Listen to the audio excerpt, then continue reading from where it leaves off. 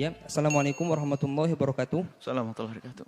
Saya Maidi dari Jambi mau bertanya Buya. Semoga Buya dan santri selalu dalam lindungan Allah Subhanahu wa taala. Amin ya rabbal alamin.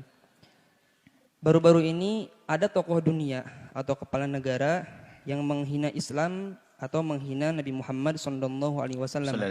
Pertanyaan saya, apakah kita harus boikot produk-produknya yang ada di Indonesia?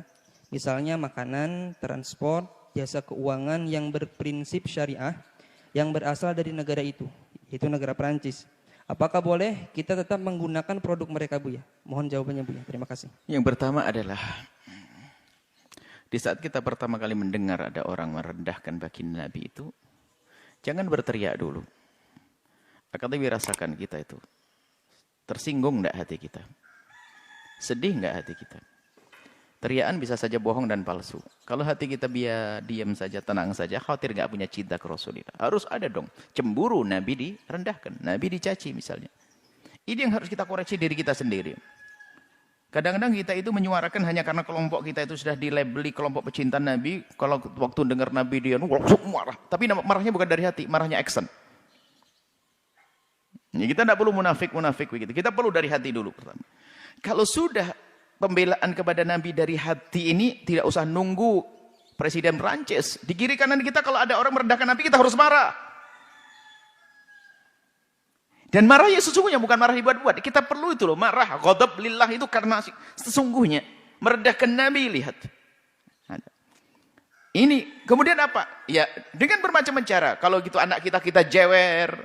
Kalau santri kita hukum dan sebagainya. Itu harus. Artinya, pertama di hati kita dululah. Kita perlu jujur dengan ini bulan Maulid, bulan baginda Nabi. Kita perlu jujur hati kita dengan Rasulullah. Kita bukan action. Kita bukan pengen dilihat orang sebagai pecinta Nabi. Tapi kita ingin dilihat Allah dan Rasulnya. Apa yang Anda lakukan untuk Rasulullah? Harta Anda untuk apa? Untuk Rasulullah atau bukan? Jangan hanya kita pandai berteriak membela Nabi, tapi hati kita tidak dengan Nabi. Yang sudah, kemudian di sisi lain, kita tidak boleh berprasangka buruk kepada orang yang menyuarakan pembelaan kepada Nabi. Hati-hati. Kadang-kadang mengatakan, kita koreksi semuanya. Kalau ada orang menyuarakan, kalau dia ingin membela Nabi, alhamdulillah. Membela Nabi, kita perlu membela Nabi. Nabi memang tidak perlu dibela, tapi kita membela Nabi, karena itu adalah buah daripada cinta di dalam hati kita. Jangan ada lagi yang berkata, Nabi nggak perlu dibela, yang membela Allah. Jangan ngomong gitu. Nabi, kita membela Nabi itu karena cinta di hati kita. Itu sudah normal hal yang semacam itu. Wajar sekali. Dan justru tidak wajar mengaku cinta tidak membela.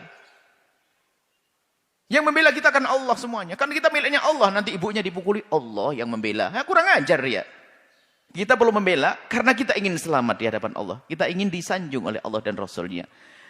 Baik, kemudian jika kita menemukan tokoh-tokoh semacam ini. Sebenarnya ini adalah pelajaran buat semuanya. Siapa yang peduli kepada Islam? Negara yang katanya punya menjaga hak asasi manusia. Ini ada orang melukai hati kaum muslimin, kalau tidak dihukum berarti mereka sudah enggak. Polisi dunia misalnya. Polisi dunia seharusnya yang memberikan hukuman kepada presiden semacam ini. Kalau memang betul presiden ini merendahkan Nabi, kita perlu seperti apa konteksnya kayak apa. Jika ada seorang presiden merendahkan Nabi, jika benar itu, maka polisi dunia seharusnya.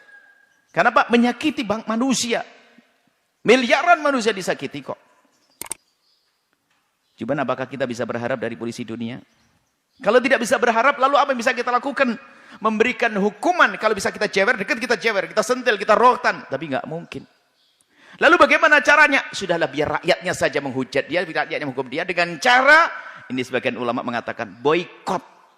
Karena kalau diboikot nanti rakyat akan mengalami satu perubahan ekonomi, nanti yang disalahkan itu biar dia tobat, biar ke depan kalau ada presiden tidak begitu lagi. Sah, itu hukuman. Karena kita tidak bisa jewer dia kok. Kalau seandainya ada cara menghukum selain nggak usah diboikot, karena memang diboikot kan urusannya ada dengan rakyat yang tidak bersalah, bahkan produk Islam dan sebagainya. Bagaimana dengan ini semua? Tujuannya bukan itu, tujuannya agar rakyat ini bisa memberikan hukuman moral kepada pemimpinnya yang salah. Setelah itu biar tobat dia, paling nggak minta maaf. Nah kita nggak punya jalan kok, ya jalannya ya itu, maka boikot itu sah. Tujuannya adalah agar rakyat itu nanti mengarahnya ke sana. Dan itu telah terjadi dulu di Denmark sebaliknya. Berapa kerugian Denmark?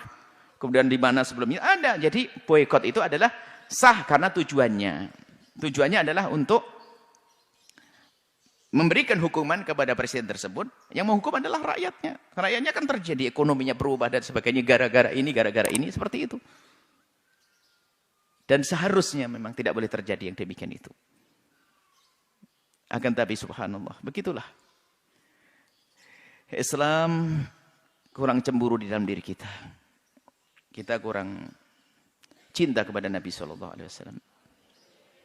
Masalah pemboikotan dan sebagainya, lakukan selagi itu adalah bermanfaat dan memang ada pengaruh. Oh, ada pengaruh. Dulu pernah waktu diboikot, kerugian negara tersebut besar. Sebelumnya adalah Denmark, sebelumnya mana lagi? Itu adalah kerugian besar dalam hal ini. Produk-produknya orang yang musuh Islam hendaknya harus kita boikot.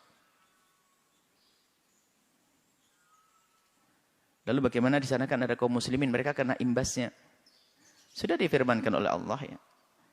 Kalau kita masih berada di kalangan orang-orang kafir, biasanya ada musibah yang Allah timpakan kepada orang kafir, orang Islamnya juga kena. Tapi bagi orang beriman di sana, ingat, orang beriman muslim di Perancis dengan kondisi saat ini diboikot, kemudian ekonomi menjadi rusak, maka dia akan menjadi sempit rizkinya, maka akan diangkat derajatnya. Jangan khawatir, hai orang beriman yang ada di Perancis sana.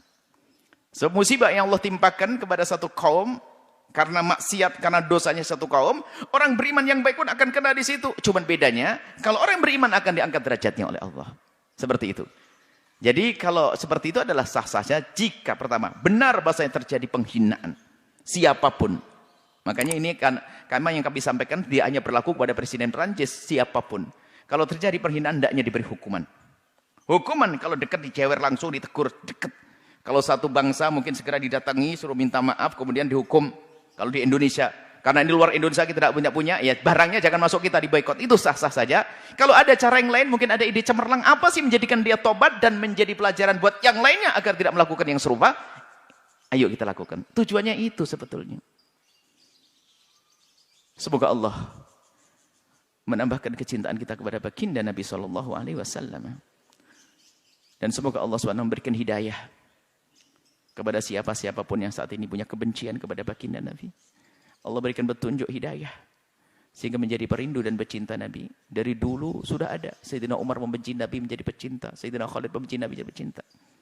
Akan tapi selagi mereka belum ikrar, tobat dan kembali kepada jalan yang benar, maka mereka harus berurusan di dunia, harus direndahkan dulu, dihukum, sebelum nanti di akhirat dihukum oleh Allah Subhanahu wa taala. Wallahu a'lam bishawab.